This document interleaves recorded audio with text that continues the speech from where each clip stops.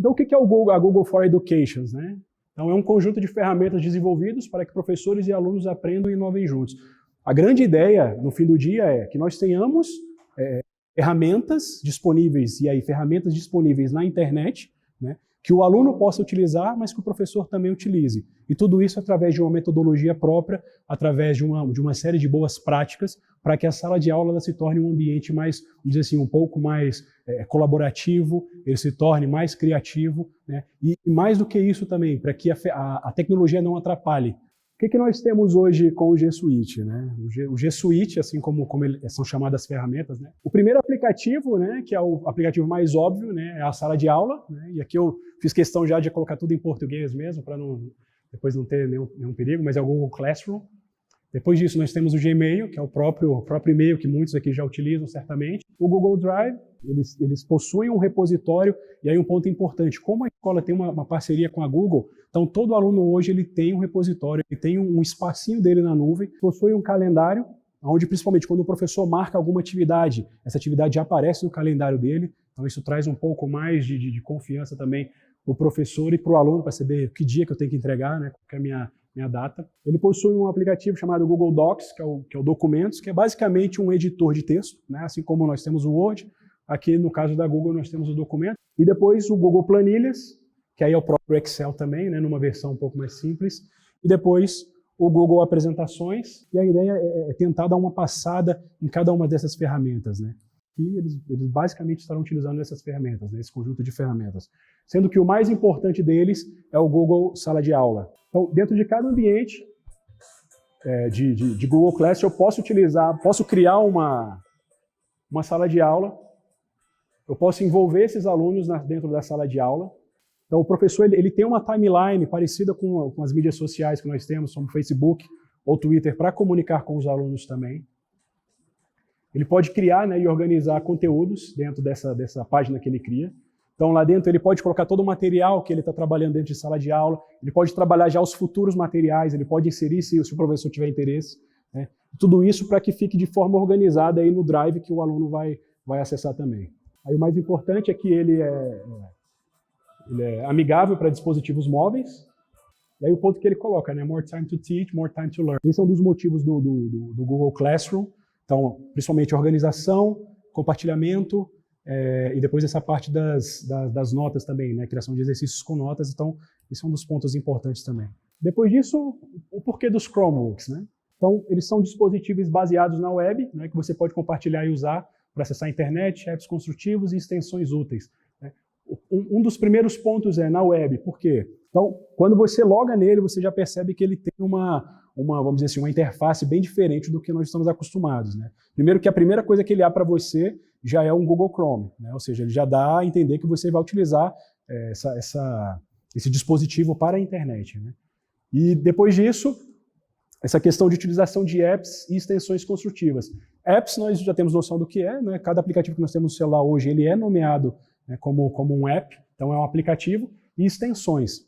Então imagine o seguinte, atualmente, no caso do Google Planilhas, né, existem situações onde eu preciso fazer alguma ação que seja repetitiva. Então, para que o aluno não perca tanto tempo, eu posso incluir uma extensão nessa solução chamada Google Planilhas, e aí essa extensão, que é uma série de instruções pré-concebidas, criadas por alguém, ele consegue executar essas instruções, mas ele só pode fazer essa inclusão se eu autorizar. Um outro ponto importantíssimo, né, é a questão das atualizações automáticas, né? Se eu pego um computador normal, um notebook normal ou um MacBook, né, e eu trouxer ele para a escola, a ocupação que eu vou ter com segurança ela vai ser diferente do que o que eu tenho com o Chromebook. Hoje, se o seu filho trouxer um notebook para cá, óbvio que eu tenho alguns filtros que já estão implementados dentro da nossa rede, né, que aí são filtros para evitar a navegação de sites indevidos e tudo. Mas um ponto importante qual é? Eu consigo bloquear de forma instantânea. Então, ainda que o aluno não esteja dentro das dependências do Everest, eu consigo bloquear o acesso dele, tanto a aplicativos quanto a sites, né?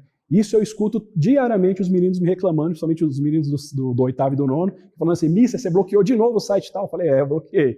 Aí, Missa, como é que você bloqueou o site tal? Porque eu sempre estou vendo o que eles estão acessando, né? E aí eu vou incluindo esses sites no filtro justamente para trazer um pouco mais de segurança. Ele fala, poxa, mas lá em casa eu não acesso. Eu falei, por isso. Desde que o Chromebook ele entra na dependência do Everest, a ideia é que nós temos esse controle 100% deles, tá? Um dos principais benefícios, então, Eu gosto de colocar a bateria porque ele pode durar até 11 horas. Durante todo esse período ele consegue utilizar sem que ele traga o carregador dele. E aí vem um ponto importante para vocês e uma dica, né? Não deixe o seu filho trazer o carregador dele para a escola. Deixa ele carregando o device de noite em casa e de manhã cedo vem só com o dispositivo. Por que disso? Ano passado a quantidade de carregadores que sumiram foi incrível. E aí você fala, poxa, mister, mas você não tem câmera? Sim, nós temos câmeras, e a gente olha nas câmeras, só que o aluno fala assim, eu perdi. Quando? Aí ele fala, foi em novembro. Né? Aí, falando isso hoje para mim, ele fala que perdeu em novembro, e aí como é que eu vou achar um carregador perdido? O segundo ponto, que é essa questão da gestão centralizada, então eu consigo ter o controle de todos os alunos. Então, hoje, para entender, aqui dentro da Everest, todo professor tem uma conta da Google, todo aluno tem uma conta da Google, todo funcionário administrativo tem uma conta da Google. Todas essas pessoas, enquanto elas utilizarem essa conta da Google deles dentro de um navegador, Google Chrome específico, eu consigo fazer o controle dele. Então, dentro do Chrome, eu tenho isso de forma mais profunda. Um outro quesito importantíssimo, toda pesquisa no Google utiliza o Safe Search. Hoje, quando você faz uma pesquisa normal no Google, utilizando o seu navegador, quando você digita um termo, vamos dizer, sei lá, um termo que seja próprio, mais próximo de um termo impróprio, quando ele faz a relação de sites para você, ele vai te mostrar somente sites que sejam apropriados. Ele não vai te mostrar um site indevido. Isso vale tanto para sites quanto para fotos. Então, por exemplo, questão de pornografia, questão de abusos, questão de maltrato tanto de humanos quanto de animais, tudo isso, ou alguma foto que seja muito esquisita ou que seja escandalosa, ele vai passar por um filtro. Então, o Safe Search é uma tecnologia que a Google desenvolveu e aí, na verdade, assim, a Google utiliza, a Microsoft utiliza, Yahoo utiliza. Então, todos esses sites hoje já possuem alguma forma de Safe Search porque é uma demanda da humanidade. Vamos dizer assim, eu quero fazer uma pesquisa que seja limpa. Agora, tem pessoas que preferem não utilizar porque daí o range que ele vai buscar, né, vai ser muito maior. Depois, a impossibilidade do modo anônimo e a exclusão de histórico. Para que isso? Para que isso? Com essa questão de histórico, né, hoje, tudo que o aluno navega, eu não consigo ver em tempo real aqui. Por quê? Por questão de privacidade. Então, eu não sei o que o aluno está acessando. Mas se eu tenho uma suspeita de que algo aconteceu com o aluno, eu consigo acessar o computador dele, e aí sim, com o computador dele, eu consigo ver o histórico de navegação. E aí o ponto importante, ele não vai apagar. Né? Eu não sei você, mas assim, eu lembro que no começo da internet, uma prática comum qual era? O pessoal, para ver coisas erradas na internet, ele abria lá o navegador, aí tá, não, acessava tudo, não, tá bonito. Né? Aí ia lá, apagava o histórico, minha vida tá salva, né? Não vou ter mais problema nenhum. Então, com o Google Chrome, eles não têm essa possibilidade.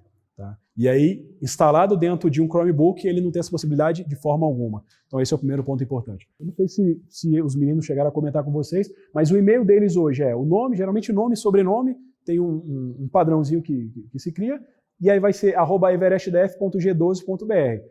Esse D12 que eles criaram aqui é um padrão que a Google coloca para todos os alunos, e aí eu tenho isso aqui, a nomenclatura desse @everestdf.g12.br, isso aqui é um domínio. .g12 é aluno, eu tenho certeza. Então, quando eu preciso aplicar uma regra, eu aplico todos para eles, e aí eu já resolvo um problema dos alunos. No caso dos professores, né, eu tenho .pro.br, né, que aí também, poxa, o professor precisa às vezes de um acesso melhor, assim, um acesso assado, e dentro das nossas dependências nós também temos as nossas regras. Então, o professor, quando entra, ele também vai entrar nesse hall, não? E depois os funcionários, que é aí @everestdf.com.br.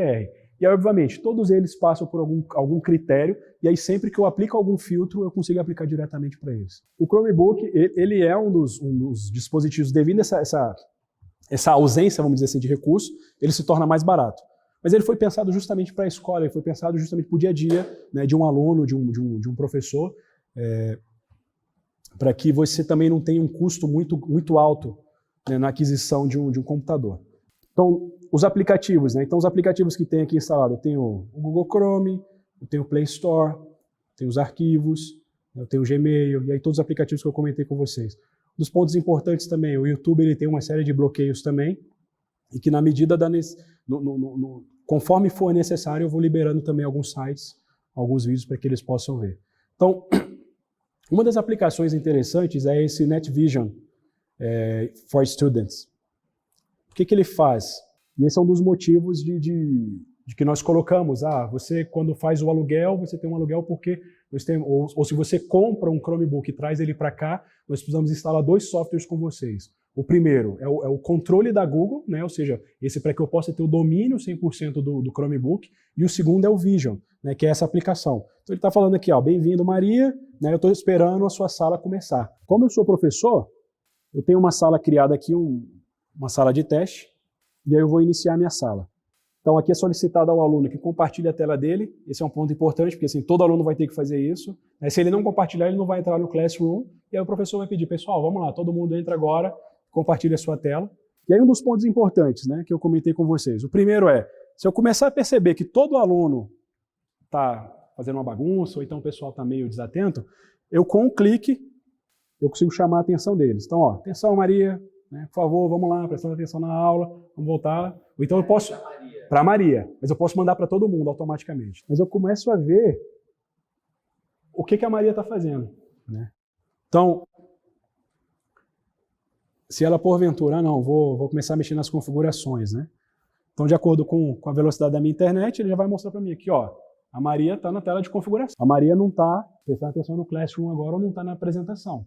Né? Então eu consigo falar com ela, olha, sem chamar a atenção dela, e vem um ponto também importante, né? Que você começa a educar o aluno, fala, ó, presta atenção aqui, né? Não precisa fazer isso, então não precisa ir lá nele também e nem intimidá-lo simplesmente com, ó, pessoal, prestar atenção. Um outro ponto importante que eu comentei com vocês, a questão do filtro web. Quando eu habilito o filtro, ele simplesmente, todo site que ela estiver acessando, né? Todo site que ela estiver acessando, vai aparecer essa telinha dizendo assim, ó, você não pode acessar esse site em tempo de aula. E aí, se ela clicar nessa parte de baixo, ele vai ver assim, ó, quais são os sites que você pode acessar. É o Gmail, é o Google Drive, é o Calendar, é o Maps, é o Docs, né? E por aí vai. Então, com isso, eu consigo criar uma lista que nós chamamos de whitelist, ou seja, habilitando somente para aqueles sites que eu estou permitindo que ela acesse em tempo de sala de aula. Tudo bem, acabou a aula, o que o Mister pode fazer? Eu fecho a sala. A partir daquele momento, o próprio navegador ele já reconhece que ele já pode trabalhar. Esse aplicativo que está aberto aqui, um aplicativo que eu instalei recentemente para todos os alunos, chamado Interland, que é um aplicativo que a Google criou para fazer uma campanha de como utilizar a internet da melhor maneira possível. Né? O Everest ele está inovando em duas partes específicas. Né? Essa primeira dessa questão do controle de sala de aula, que até o ano passado nós não tínhamos, então antes era uma chamada mesmo. E assim, o professor tinha que ir atrás, dar uma olhada para ver o que o aluno estava fazendo, e aí tinha, assim, aí você cria um constrangimento, você também cria uma situação bem chata. Né? Só que ano passado eu comecei a testar isso no laboratório de informática. Não sei se todos sabem, mas a gente não tem mais um laboratório de informática aqui. Né? Porque informática, na verdade, ele é um meio, né? Ele nunca é o fim, a tecnologia nunca é o fim. Nós sempre criamos soluções para que facilite a vida do ser humano e para que a gente tenha ganho. Então, ano passado eu comecei a testar esse Vision com os menores. E aí o que acontecia? Eu tinha uma dificuldade muito grande porque todos eles ficavam olhando para mim, estavam retos e a sala era curta. Então eu não conseguia nem atender o último e muitas vezes até os colaterais eu não conseguia conversar com as crianças direito. Então o que eu fiz? Eu começava a bloquear. Então eu falava, vamos prestar atenção no mister, eu bloqueava. Não, o que você fez? E aí eu via que tinha um monte de menino no jogo, né, e de repente eu mostrava a minha tela na tela deles, e aí eles falavam, beleza, agora eu vou prestar atenção no que o mister Tadeu está falando. Né? E aí isso surtiu um efeito impressionante. Principalmente, eu fiz esse teste com o primeiro ano, e foi impressionante. Nós começamos a trabalhar gráficos com eles, e assim, foi um negócio espetacular. E depois aí deu exercício e deu certo. Coisa que a gente já estava tentando e não conseguia. Ou seja... Exato. Porque a tecnologia pode atrapalhar muito, né? Assim, eu tenho três filhas, né? E eu sei o tanto que a tecnologia pode atrapalhar dentro de casa. Né? Então, por exemplo, se hoje você permite que a tua criança utilize computadores e celulares e tudo mais de uma forma não controlada, isso faz muito mal. Isso já é comprovado que faz mal. A grande ideia é o quê? Fazer com que eles consigam utilizar com parcimônia, né? E às vezes até mais do que nós. Né? Porque nós hoje estamos utilizando de forma exacerbada, né? Isso faz mal até para a gente, né? Ansiedade e tudo mais. Então, a ideia é criar essa cultura com eles. E um ponto importante, essas ferramentas, tanto essa, né, Interland, quanto esse Vision, eu crio uma regra onde eu digo o seguinte, olha, assim que ele abrir o computador e ele logar, instala esse aplicativo para ele. Então isso é legal porque eu não preciso ficar falando, menino, instala isso, menino, faça aquilo. Então não, já está instalado, já está aí, utilize isso daqui. Então se o professor trouxer algum aplicativo que seja interessante, eu posso compartilhar isso em tempo real com ele, né, e aí eu ganho tempo. E aí entra exemplifica um pouco dessa questão da gestão centralizada. Né? Então, esse aplicativo é o Vision, que trabalha em conjunto com o Google Classroom, né? E aí aqui é uma sala de aula que eu criei, mas hoje eu estou logado, né, com a minha conta pessoal, e aqui, como eu comentei com vocês, então nesse caso aqui eu tenho uma timeline onde eu posso compartilhar, olá pessoal, né, como estão, eu posso compartilhar um arquivo com eles, né, posso incluir aqui dentro, posso postar ou posso postergar esse envio ou criar como um rascunho, né, e a partir desse momento todo aluno vê isso aqui, né, ele recebe essa mensagem. O Classwork é uma área onde o professor vai colocando, então, não existe, vamos dizer assim, um padrão para se organizar os itens dentro de uma sala de aula. E, geralmente os professores eles vão agregar ou por um assunto ou pelo bimestre, e depende da forma como o professor vai conduzir. Tá? Isso aqui hoje ele está bem livre, mas a ideia é que se utilize essa questão dos bimestres até para que ele possa saber o que eu vou trabalhar nesse bimestre. Então o professor às vezes ele pode se adiantar e colocar todo o conteúdo do bimestre lá, e aí o aluno que for mais interessado, que isso, na verdade isso até nós colocamos que é interessante, né? Porque, veja, se em determinados momentos os alunos não utilizam livros e utilizam um conteúdo 100% criado pelo professor, se o professor disponibilizar isso antes, os mais interessados vão se antecipar no estudo, né, e muitas vezes vão ter mais dúvidas e vão participar muito mais. Então aqui é só vamos dizer, um ambiente, né, uma área de trabalho. Ele pode definir que ali dentro vai ter dever de casa, vai ter documento compartilhado, vai ter um Google Forms, que foi o caso aqui que nós criamos.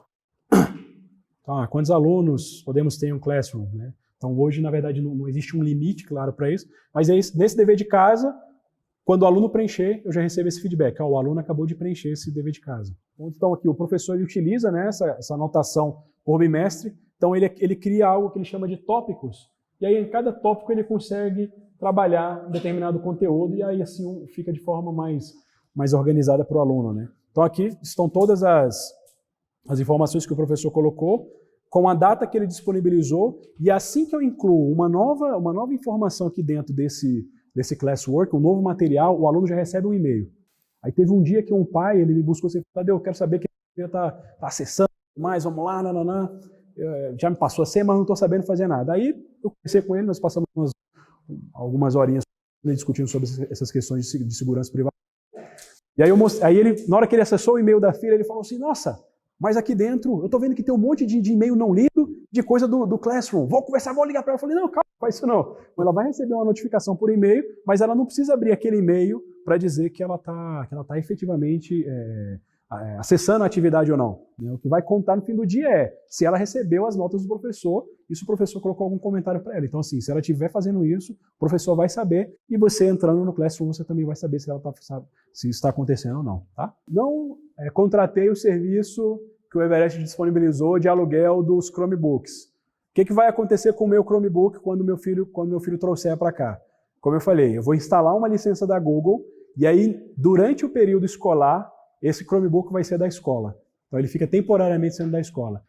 Passou o horário e finais de semana, ele se torna um dispositivo da sua casa. Agora, se você falar assim para mim, Tadeu, eu não quero isso não. Eu quero que ele seja 100% da escola, com todos os filtros que você colocou, eu também faço isso. Então, aí vai ficar no critério do pai, né? Porque, se não me engano, acho que o 6º ano, eu só vi 2 alunos que têm um Chrome específico, né? Que compraram, né? O seu também é específico? Do 7º.